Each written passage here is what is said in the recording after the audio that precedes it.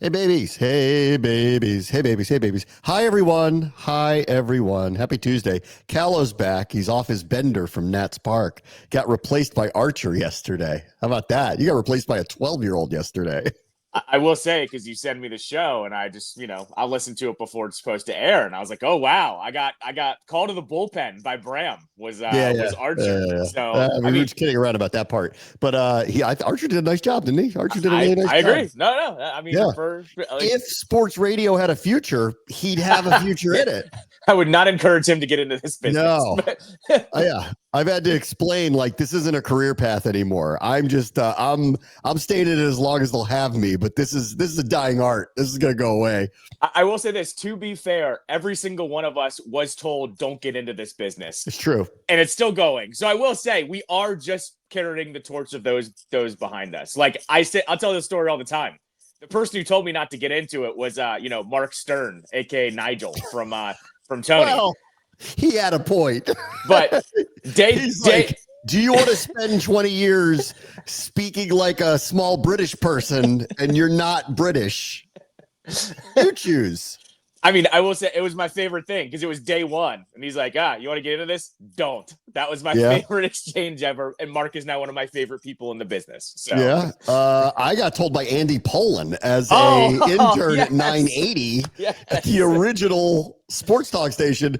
Like look, same thing. Like looking for some advice, really respect what you do. Yep. He goes, don't do it. Yeah. See?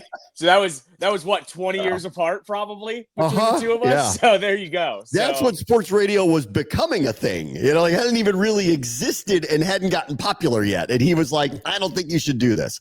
And I'm glad I didn't listen to him. Here we are. Look at this. We're still doing this today. Right, here we are. Mark's still doing what he's doing. Andy's still doing what he's doing. You're on the air and calling Commanders games, and I have my own show in the afternoon. So, I mean, we can tell Archer not to do it, but he can still go ahead and do it. Yeah, like Terry, I'd like to talk about my contract, but outside of that, I'm pretty happy. I'm very happy. I'd love to talk about my contract. I don't think right now's the time, as I've seen with what's going on. I don't think now's the time. However, I am very happy, very pleased, no complaints. Very happy with what I'm doing these days. As management, no comment. That's right. Not for you guys. Everybody else. Anyway, let's talk about what's going on, which is the Terry stalemate does continue. So the trade request that nobody, at least publicly, is taking very seriously hasn't gotten any momentum. Every report that I've read and everything I've heard is they haven't changed their position on they're really not going to trade him. He doesn't have any leverage with that. He can say it, but it doesn't really matter. He's there still, kissing babies, the whole thing. The closest thing I've heard to anybody saying anything really about it, because Dan Quinn's just played it close to the vest and said, I think his latest one was hopefully he'll join us for practice soon. He's officially on PUP because of an ankle injury. Everybody knows, it's all connected to a contract extension. It's been acrimonious. They just haven't been able to get something done. I think everybody is still like, even off of the shock of him saying, I want to trade, which of all people to hear him say that was a surprise. Nobody's really taking it like publicly very seriously yet. And he's not going away again or going on social media going, it's been real, Washington, and put a for sale sign on his house. So we haven't seen anything like that yet. And I'm assuming that it's not going to go that way. And I'd say the closest thing I've heard to please get him back here soon was Cliff Kingsbury, who the two coordinators did press conferences yesterday. And Kingsbury, admitted that without McLaurin and Noah Brown, that they're kind of a work in progress at the receiver position. Guys like Luke McCaffrey are taking some more reps on the outside. He probably wouldn't, I think if it wasn't for this is what's happening. So that's the closest thing I've heard to anybody saying anything like, hey, can we move this along and get this done? Yeah, I mean, I think the closest thing we've gotten to almost like a revision was, I don't know if you saw Diana Rossini's tweet this morning of basically saying, yes, they want a deal like DK Metcalf, but it's not the most important thing in the world to get to that 33 AAV. And I kind of good. And I kind of was like, that's movement. Okay, that means we are moving the goalpost a little bit here. And I think it was JP Finley on Twitter yesterday that pointed out, like, this 33 AAV is not really 33 AAV because of those years at the end, or you can get cut in the final year. Correct. And I think this is where we're starting to get here now, where the wiggle room is actually starting to happen here. And like, I know you shouldn't be looking into other people's relationships to judge your relationship, but I'm sure, you've already made the comparison and everyone has, but like, Terry didn't screenshot 3 pages worth of his notes app to say how much he valued being a member of the Commanders in past tense, like Micah Parsons did. That's right. And that to me is like, really? Yeah. All the difference in the world for a little perspective of like, you know what? We're panicking a little bit, but at least we're not what's happening over there. Where it's going, sideways, essentially. People are still people, and the Commanders have yet to say anything publicly at all whatsoever to suggest in any way, shape, or form that they're not happy with him and don't like him and don't value him. Jerry Jones has been potty mouthing Micah Parsons and other stars there, and that's his negotiating tactic. I'm going to get into this later, what's going on with Des Bryant and all these other things that have now popped up. It's like, it's become abundantly clear Jerry Jones should not be the spokesman for the front office anymore down there, because he's just making it worse and worse and worse every time he does something public. That's not what we're doing here. Everybody's kind of talking about like getting this thing done. And I did see the Rossini tweet, and that is movement. That is let me get my message across to you that we're not so hard and fast that it has to be this, that like we want something. I think her tweet was they want elements of his contract. Yes. So that's what, 60 million guaranteed, that's what it is, because that's what he got. I remember when Metcalf got this deal and I looked at it and I went, that's really high, like it is from a numbers perspective. But if you really look at it, the guarantee is much lower than anything that Chase or Lamb got. And that's kind of the number he's probably looking at now and working around. And so what, DK got about 60 million guaranteed. We could do that over 3 years. Like that could happen, right? I think that could happen. If the base salaries are semi lower, that could happen. And then they'll have to structure something on the other side to have how they do all this cap accounting on these dummy years and everything. And listen, if he's outperforming it, awesome. Like, well, keep him here, do it forever. But like, if he's not, at 32, 33 or whatever it is, then they'll have the opportunity to restructure or move on, but I think we all want the same outcome here. And when I saw that, I was with you. That's movement. If they're actually stating, no, you've got it all wrong. It's not this that we're looking for. We're kind of a little bit closer to here. Well, now we have some movement, and that's actually promising. Well, it's also a little bit of and we know this, but it's a confirmation of, hey, what you guys are talking about isn't exactly what we're talking about either. Like, we want you to talk about the things that we want to get on the same page with them on. And that means, too, that things are coming to a head a little bit of, call off the fans a little bit, call off the media a little bit. This is what we actually want. It's not as crazy. It's not as harsh. And, look, I even said this too. What's happened in the last really 7 days, right? Josh Harris showed up to camp. You got to think he asked, what's going on here? How do we get this done? Yeah. I said it as well. They're heading up to New England. Not to say that they're going to have these open conversations with the Patriots, but they're going to kick around with brass from both teams and just say, hey, what's going on there? And this is what happens. It starts to move. And I kind of came to this conclusion on my show yesterday a little bit. Look what happened with the Bengals last year. Chase held out the entirety of the offseason and tried to come back. And the Bengals started slow because he just stepped out on the field, right? I forget if he played. Well, he was fine when he played us. Well, yeah. No, trust me. But I forget if he played week 1 or if he only played part of week 1, but rolled him into the season, and they had a really slow start. And remember, Higgins wasn't playing either. He came back for the week 3 game, and they were 0-2. And that's why we were big underdogs, because they were like, they're 0-2. It's Monday night. They have to win. Nobody thinks the Commanders are good yet. And everybody thought we were going to get blown out in that game. And honestly, though, look at what the difference of the season was. That was the difference when you think about what happened to the Bengals season a year ago, right? No one wanted to play them in the playoffs because all of a sudden they were clicking. And all of a sudden, I know this group is smart, but I started to look at it as you don't have a preseason game next week, right? They're going to play this Friday, but there's no game next week. And then you have 2 games in the following. And really, if Terry's going to play, if he resigns, it's going to be in that second one, not the third That's right. one. Like, who plays in the third one anymore, right? So no, that's not happening. And like, honestly, this first one, because they have a joint practice, I don't know for sure yet, but if this follows form, all the starters who are available will take a large part of this practice against the Patriots tomorrow. And then they will either not play at all or very, very little in the game on Friday night. So not my conclusion, but my kind of concern meter went up, though, because you look at what happened a year ago with the Bengals, and then you look at what's about to happen to the Commanders for their first week of the season. They have 2 games in 5 days, right? That's right. They play the Giants and they play at Green Bay. Like, a slow roll of Terry is the same thing of what happened to the Bengals last year. And honestly, like I don't project that the Giants are going to have a great season. However, on paper, defensively, they're very strong, like very, very, just personnel wise, very strong. So things get real dicey if you're on the wrong side of a 17-14 game. And then all of a sudden, you got to go up to Green Bay 4 days later, and that's going to feel very different. If you don't, I don't care how you win that opener. If you don't win that opener, things get real dicey real fast, and all the pressure is lumped on you real fast in a game that is chalked up to be hard enough to win on its own.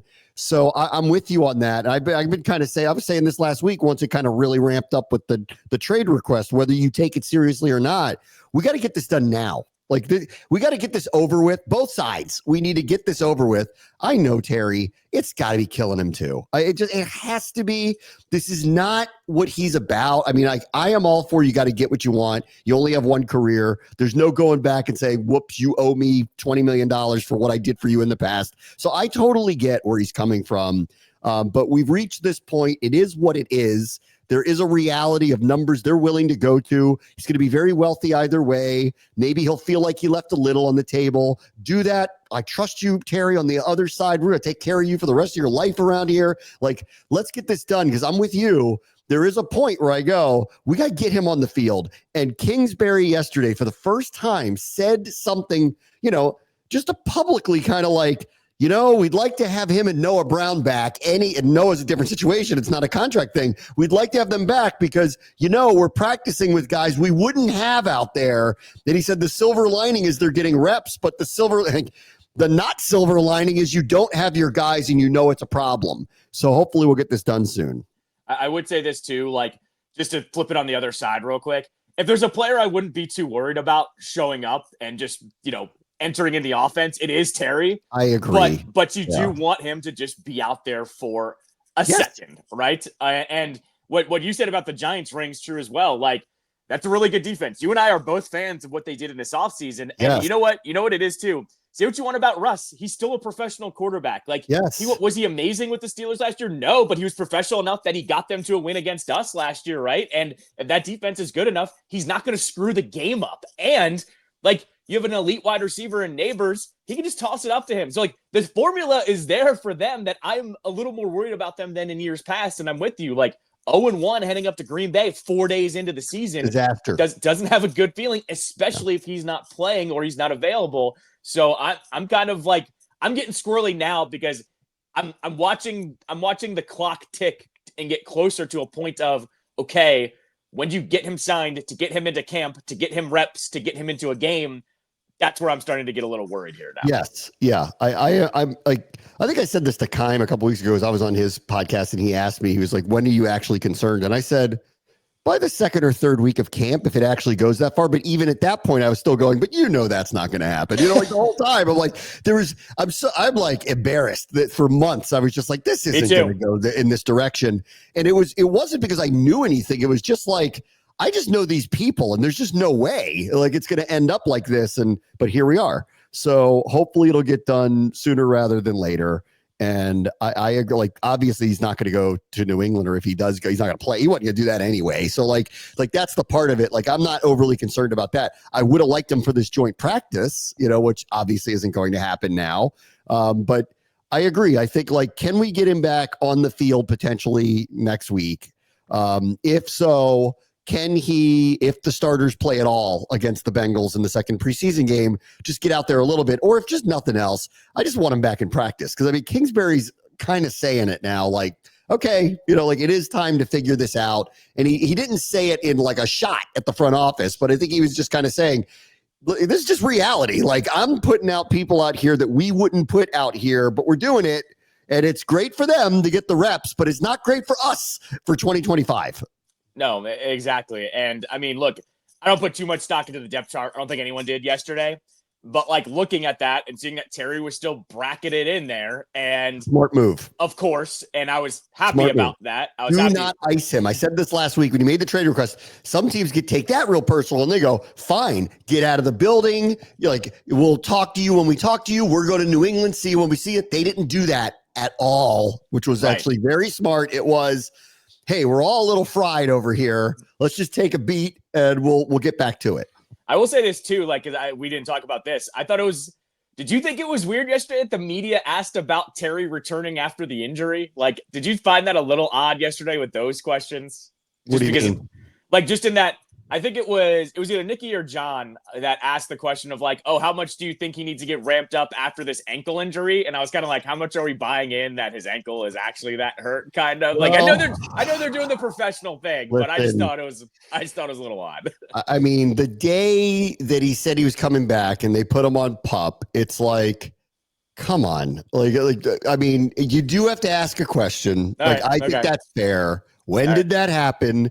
And then when they said at the end of the season, I'm like, okay, good. Like, then it's not, at least, it wasn't anything actually new, because that's a fair question to ask. Did he do something in the offseason that we didn't know about? Like, they just casually mentioned Sam Hartman had shoulder surgery, which is why he's been struggling in camp. And I was like, oh, okay. Well, if I'd known that, I probably would have felt a little bit differently about what's been going on with him. So we now know that with Terry. Look, no comment on all of it. It's just, the game is always played a certain way so that it remains on the up and up, because I think the last thing anybody wants to do is fine him, because you can't get out of it. Like, they can't waive it. It's negotiated into the CBA that he's going to be fined if he doesn't show up. So he's here and he clearly doesn't want to practice. I don't blame him, honestly. It's the only thing he can use to hold against them, and they're going to go along with that. A lot of teams are doing that now. And, again, I can't say that's what's happening, but like, come on, and so, but I did think it was funny the other day when the trade request came in, and so Quinn was forced to talk about it. And one of the things he just said that rolled out of his mouth, he's like, hopefully we'll have him on the field soon. Almost like if we could just get this done, then we all know what the story is and magically he's going to be feeling better. And that's why it's just like, can we, like, sometimes we just need to shut it off, let the game be played. This is not abnormal. They're not doing anything that any other team is typically doing in a situation like this. No, of course. It is funny too. It's like, this is the guy that hasn't missed a game in 4 years or whatever. It's like, no, like, let's be real here. This was the season he'd be playing. So on the depth chart thing, yes, they had him as a number one. They had Michael Gallup as the primary backup to him. Again, this is all like unofficial, but they had to put names down. So that's why I pay attention to it.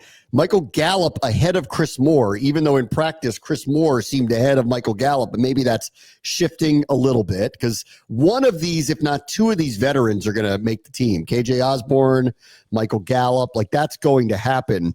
Noah Brown was listed with KJ Osborne behind him. Debo is like your slot receiver, which, oh, by the way, I expect a lot of with him. I thought the running back situation was somewhat interesting. B-Rob is still listed as the primary starter, followed by Eckler, McNichols, Chris Rodriguez, and everybody's favorite, Bill. Everybody's waiting, to see Bill to be higher up on the depth chart. Again, I don't think anything's been settled with any of that. And Krosky Merritt's looked terrific. I also checked in on this. I will be calling him Bill on the broadcast. Oh, that's what he wants. So that's what you'll get. I'm going to have to do the newspaper thing where I go, say his full name, wants to be referred as Bill. This is what we'll refer to him as. So I got to do the full AP style book on him when we get to Friday night for the first time. But that was somewhat interesting on the offense too. The B-Rob is listed number one, which I don't think there's nothing controversial about that, but I think it's been an open question with the running backs this whole summer. What's that going to look like when the games roll around? Yeah, I really thought, like, when this was the one that, really jumped. Well, there's two that jumped out at me, but this is one of the ones that jumped out at me where I went, all right, the depth chart is officially unofficial, and who knows what the difference between the third and the fifth running back is, right? Like, is that one snap difference of what happens on Friday? Probably, right? So I didn't really put too much stock into it. I also know there's some gamesmanship that happens here. Like, they probably want to hide a couple of those guys on the depth chart so nobody swipes them from the practice squad if Bill makes the team. I do believe, like with Terry, I don't think you want B-Rob to feel disrespected at this point in time. Yeah. I mean, the reality is he is the quote-unquote number one running back until told otherwise, really. Right.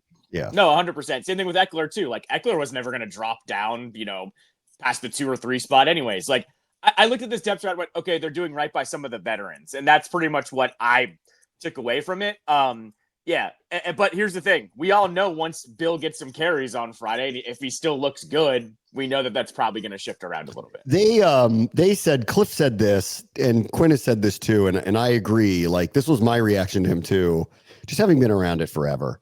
Until he gets tackled, I haven't seen him do anything yet. Sure. And they kind of said that too. Cliff said, like, let's get him in a competitive situation. Like, nobody's tackling him. Yep. So what does that look like, when the bullets are live? And let's see. And so I'll be he on Friday night, assuming he's playing. I don't know why he wouldn't, but assuming he's playing, he's, to me, I think, the most interesting prospect that's going to walk out on the field Friday night that we get to see for the first time. Amos too, to a degree, because I would expect, I don't know, but I would expect, we'll know more from the Patriots, but I was assuming they're doing the same thing. Like, I don't expect Drake May to play. So, like, I don't expect their number ones to play, or if they do, not very much. It'd be great if they did, because I'd like to see Amos, who I'll get to in a second. But Krosky, Merritt, and Amos, they're the ones that I'm really watching big time Friday night.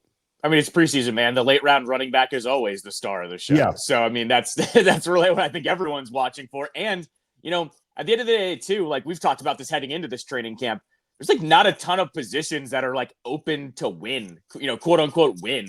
Not really. On both sides of the ball. The only one even then, like I wouldn't even put too much stock into it.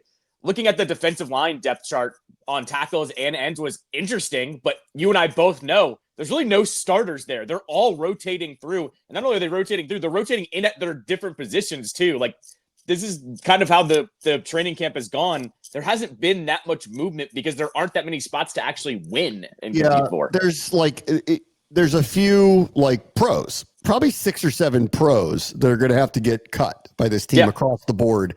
D-line, O-line, probably a tight end who could play, like Cager's going to have a hard time making the team, but could play, somewhere else. He might make it, but he'd have a hard time doing it. Like, so there's a lot of pros that are going to get cut, but again, like it's probably a good thing. Like, I could name 50 of the 53 right now. And and it would have to take a surprise from somebody to step up and take anything else. On the depth chart, Trey Amos was listed as a starter, so they put him out there as that immediately. I'm not surprised overly, but when they talk about competition, Jonathan Jones is here. I wouldn't have been surprised if it was flipped, but they're basically admitting what I think we've all seen from the spring. They think they have a hit in him. He had an interception in the practice on Monday that was absurd yesterday, where it like hit McCaffrey in his hands and he kind of like robbed him of it, like over his head, pulled it and somehow got the interception. It was really crazy. Things are just different. Their secondary is affording them the opportunity to be the defense, the style that they want to play. They're going to be a very aggressive. This could be very different this year. It's going to be a very aggressive defense because they trust the corners. And Amos has been a hit. The only other thing that stood out to me on the depth chart was KJ Osborne was listed as the punt returner, and Jalen Lane, who's going to get, I would assume, a lot of opportunities in the preseason, in practices, joint practices, and then in the games. I assume they're going to give him that. They're going to give him the opportunity to win the job. But right now they listed Osborne, which that ought to be telling when you on the back, like there's these little hints on the back end of the roster where 1 or 2 veteran receivers will make this roster and 1 or 2 will not, and will end up on the practice squad. Him being the primary punt returner tells me he has a leg up to make the team. Yeah. And that was my kind of like shocker. And even then, I don't know how much stock we really put into it. I will say this though, like Jalen Lane not listed as, the starting punt returner, and he was a little buried on the wide receiver depth chart too. And I get it. He's mid-round pick wide receiver, but they're definitively not cutting him. Of course. So, right. So yeah, they'll find, like, we'll see where they find the role for him. And with him though, too, what I thought just was interesting, and to steal Ron, interesting, maybe not important, was he's also been one of the guys that, people have talked about during camp, making plays, catching a ball from Jayden in the end zone, that type of stuff. Yeah. He and Bill have made plays in training camp, and they both are pretty buried on the depth chart. That's why I'm not putting too much stock on this one, especially because the two guys that seem to have been flashing are exactly where I think they would be as, rookie mid-round picks. All right, let me take a quick break. Bram watch the show, ESPN 630, the Sports Capital. All right, welcome back. I want to talk about Jayden Daniels a little bit. I've talked about this in practice in just watching them. I just don't think the offense as a group has been functioning at the level in general that I guess maybe I would have expected. I mean, the major upgrades to the roster came on the offensive side of the ball with Laramie Tunsil, Deebo Samuel. I know Terry's not here, so that's a big deal, or not practicing. And then there's Jayden year 2, and we just keep hearing about all the raving about him. And then this young running back has showed up, and there's some explosiveness there. I don't know. I just felt like they'd be shot out of a cannon to start the whole thing, and that the defense would be the work in progress because they're the ones that are shifting stylistically what they're doing, have a lot of new faces, especially up front, have a rookie corner, a new safety. Like all the different pieces are actually kind of different over there. So I thought that, but that hasn't been the case. Like the defense has really dominated a couple days they did, but dominated is the wrong word, but like have gotten the better of them over and over and over. I'm not worried about it because I trust number 5. I trust this group. I think they're going to be better. I think they're going to be fine. But I've just pointed out, this is what I've seen so far. But if you ask the coaches about it, specifically Jayden, where we just haven't seen them look, I think, dominant, which is kind of like what I expected with a new offensive line like this. Like they are outwardly saying, though, from year 1 to year 2, they're like the difference for him is night and day. And we know what the season was that he had a year ago. So that's very promising. Just listening to them, the way they're talking about him, like they're describing him as year 2. We haven't seen anything like this. So for everybody who talks about like the sophomore slump or whatever it may be, what they're saying is we haven't seen somebody this young doing this, let alone off of what he did a year ago. Like there's no slump coming. He's just so far ahead of the curve that like we almost like Kingsbury was like, I've never seen anything like this at year 2. No, I think this is the most underrated take, or not underrated, but least talked about take over the summer. All the ESPN talking heads, et cetera, were going, can he continue it, or can he, or is he going to go in a sophomore slump? And I remember thinking, why is no one just saying, what if he gets better? Yeah, it's lazy, right? Like, what if he gets better? Like, right. He's the one grinding every day. What if he actually gets better than he did a year ago? Like, what if he figures out he doesn't need to run the ball that much? Or what if they actually put people around him that allows him to not have to carry them the way that he did? And I remember saying this, and you and I can go back to the tapes of leading up to this draft. And I remember telling you at some point I liked him more than Caleb because of how much he just keeps improving. That every single year, every single game, I was convinced the guy is just, I don't want to say addicted to winning, but he knows exactly what he needs to do and doesn't seem to fall off. And here we are in year 2. And I'm thinking, why would that change now all of a sudden? Like, why would the ceiling be hit by him? So I heard about him kicking out a lineman for taking a penalty the other day, and that he, basically had the balls. Receiver. It was a receiver. Sorry. But kicked someone out of the huddle, like having the balls to do that, in year 2. You and I both know that's not something a second-year quarterback would do. And I'm on board. Like, I'm not here to doubt this guy anymore. It took me half a season to go, I've seen enough. I'll believe in this guy, and I'm not surprised we're getting this chatter in year 2, because if you follow it like we do and what you hear about him, it's really not surprising. It just takes a little bit to get the word out for a lot of people, I feel like. I saw a quote from, I think it was Jeremy Fowler. It was either Graziano or Fowler who were at practice, and they had a quote from Quinn. I haven't seen Quinn say this publicly, but they kind of asked him about that, the stepping up and speaking your mind. And Quinn's answer was, we told him last year, just be a really good teammate and really just go play quarterback and let us take care of all of that stuff. Just be a good teammate to everybody. And this year, they're kind of like, you've earned your way into being that now, where you'll be taken seriously.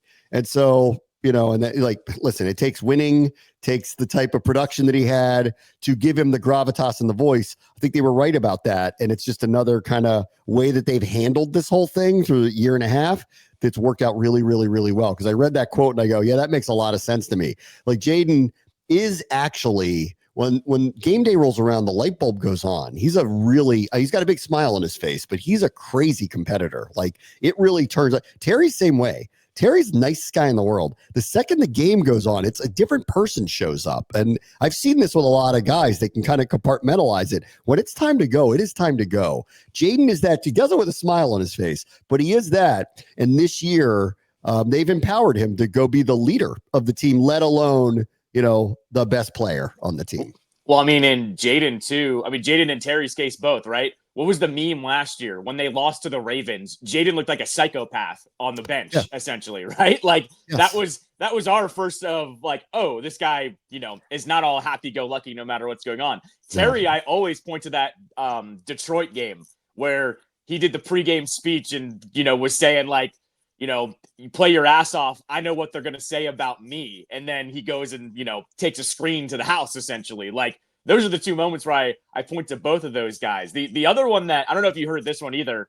He was on with Kay Adams last week, and he basically said, like, for the first half of the season, I was just relying on my athletic abilities. And I was like, I thought that maybe for the first month of the season, maybe not the first half. Like, to the naked eye, we saw that Tampa game. And I remember we got on after that Tampa game. We're like, oh, this is kind of panic a little bit with how much they used him on the ground. But after that, I really didn't think it was that much athleticism. I thought he made some plays, but he wasn't relying on it as much. I remember after the opener, I went, I'm actually not worried about him. I'm like, he vacated the pocket really quickly. That's Tampa. They blitzed them a lot, but he didn't get them in trouble. He didn't make any bad decisions. And that's when I went like, okay, this guy, you just give him a minute. And he's an AI quarterback. You feed him information and he gets better. He's like an algorithm. And it's really kind of wild. I mean, he's very modern in the way he prepares. It's been well documented how he uses kind of all this technology anyway. But he really is almost like a Madden player come to life. Like, you feed him this information and the algorithm gets better and then he can do more things. And it's pretty wild to watch it, actually. And I remember in week 2 telling you, like, he'll be fine. Because I remember that 2-minute drill to beat the Giants. Yeah. That was like perfect. I mean, they couldn't have scripted that any better, especially with how he handled that last drive. One other thing on him too. Did you see the clip of him, Saquon, and Jefferson together watching like their best Madden plays? Did you happen to see that yesterday or 2 days ago? No. So it was a pretty cool thing. Madden obviously coming out, say what you want about Madden, but coming out, and they had Saquon, Jayden, and Justin Jefferson just like watching their best highlights from last year. So of course, they play the Hail Mary from the Bears game, and they're all making comments, whatever. And Jayden just casually because they go, wow, you launched that, like Jefferson and Saquon going crazy, whatever. And Jayden goes, yeah, did it with a broken rib too. Yeah.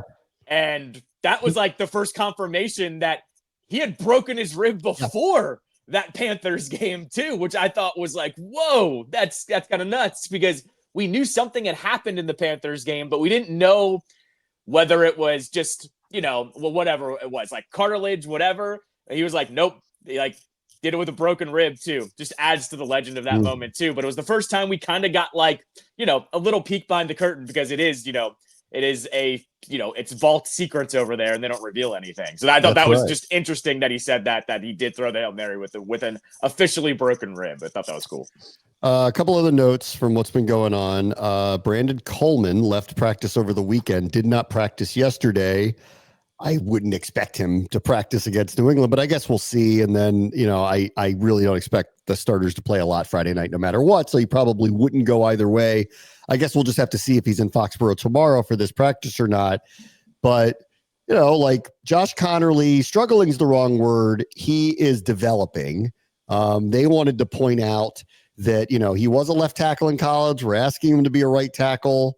So there is a transition there. He's also learning about being a pro. And guess what? There are days where Von Miller makes you look silly.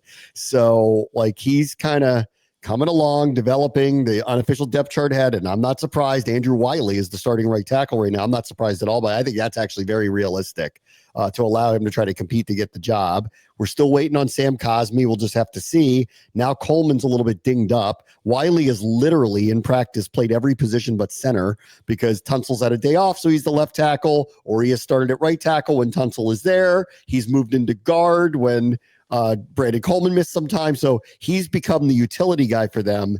all in all, I do hope, and I don't know what Cosme's situation really will be. We'll know more in a couple of weeks, whether he could really potentially come back for week one. I still think that that's probably optimistic to think he'll come back and play that soon, but I do feel like it's sooner rather than later instead of like what I thought, which might be a lost season, which is good. The offensive line's dinged up, like it really already kind of dinged up. So I don't know the severity. They don't have to tell you what the severity is of anybody's injury. They downplayed it enough to say he might actually practice, which may, we'll see if that happens or not. But it's worth keeping an eye on here. This looks like something that when Cosme comes back is going to be a major strength, but it's not there yet. And now they get a ding here or there, and we'll have to see how they navigate the summer. No, I think I said in the middle of the summer at some point, this offensive line battle is interesting, but at the same time, we know 6 or 7 of them are going to play, right? Like yes. When it's all said and done, the combinations are going to be out there. I actually kind of like this. This is the adversity they're going to have to face during the season anyways. Why not rotate them a few different positions? I'm all right with this. I also saw yesterday too, the Wiley Connerly said, or a couple of teams have been doing this where they didn't name a starter for, right tackle. And I thought Cliff has been really good with Connerly too, saying this is exactly where he thought he would be, still to learn some things. But I thought that was interesting as well. And it basically just told me they needed 6 or 7 guys that could start. They are already hitting this point before the first preseason game. One other player I just want to point out, because he's kind of having a moment, is Kane Medrano, who is the 5th round pick out of UCLA, linebacker.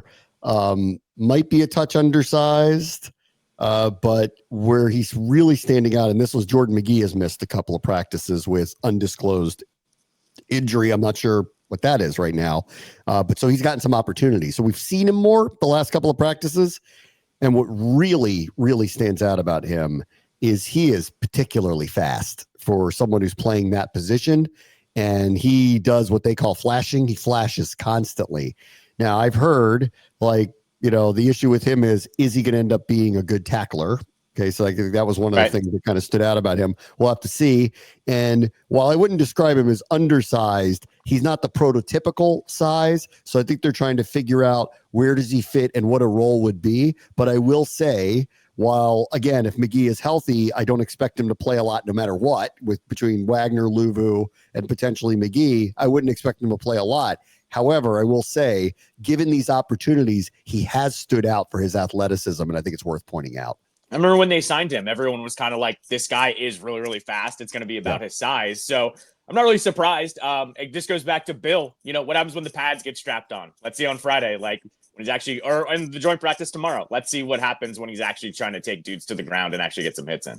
And then real quick, I brought this up yesterday, obviously, but I'll just bring it up with you because we haven't talked about it. Yeah. The vote went through with the city council overwhelmingly 9-3 in favor of moving forward on RFK. There is one more vote that has to happen. So this isn't done yet. It has to happen in September. That is being described as procedural. I count no chickens. So, until they do it, they haven't done it, but it seems to be steamrolling that way that this is reality. It's truly, it's amazing. It really is. I've spent so many years talking about what it would take for this to happen, which is why I never thought it would, because there's just so many problems in the way of it with people who don't benefit from doing anything that benefits our city. So I just never thought it would occur. And I'm just I'm happy for the team. I'm happy for the NFL. I'm happy for our city. This is going to, if this goes through with what they're talking about building, we're going to have one of the best venues for sporting and entertainment events in the world. It's really, really cool if this happens. No, I mean, I'm with you. I don't count anything, but this was the major hurdle because the vote hopefully does not change once they have to really push it through.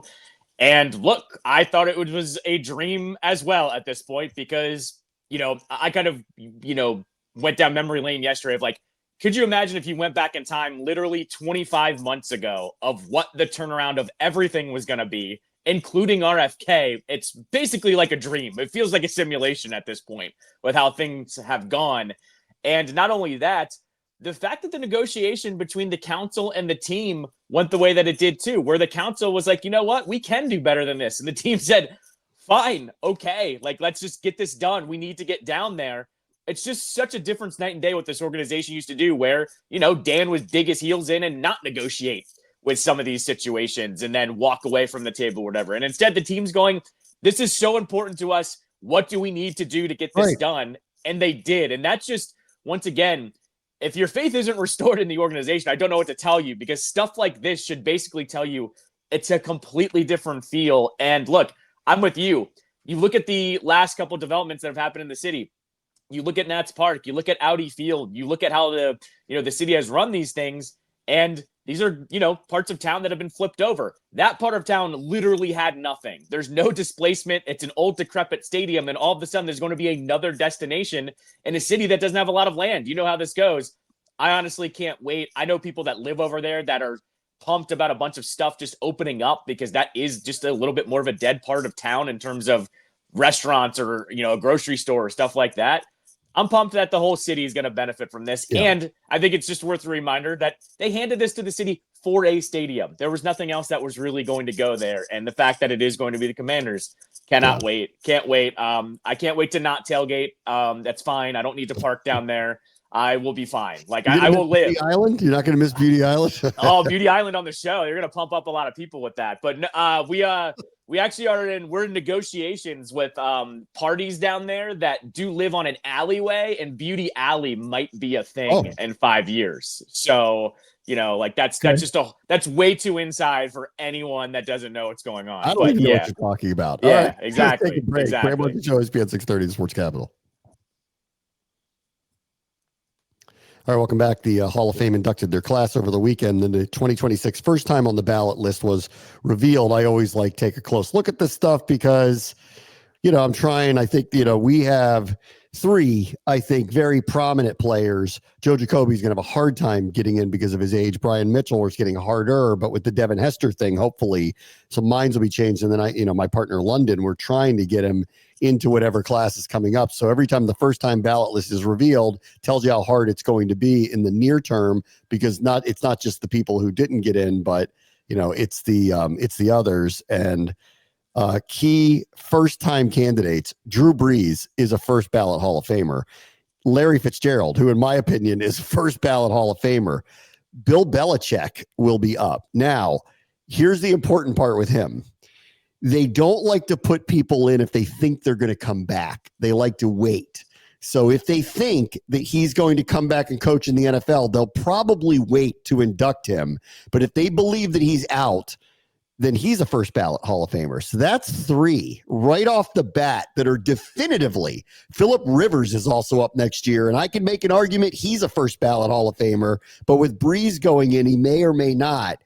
Those other three are definitives. So we'll see how that affects our guys' chances of getting into next year's class.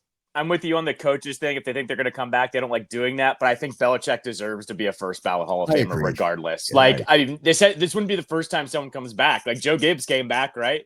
So I would say he's a special. You just put him in.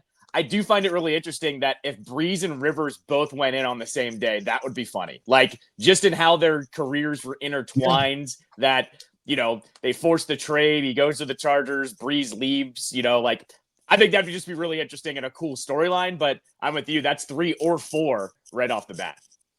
The other thing going on is the Micah Parsons negotiations, which have now roped in all sorts of people from across the broad spectrum of entertainment.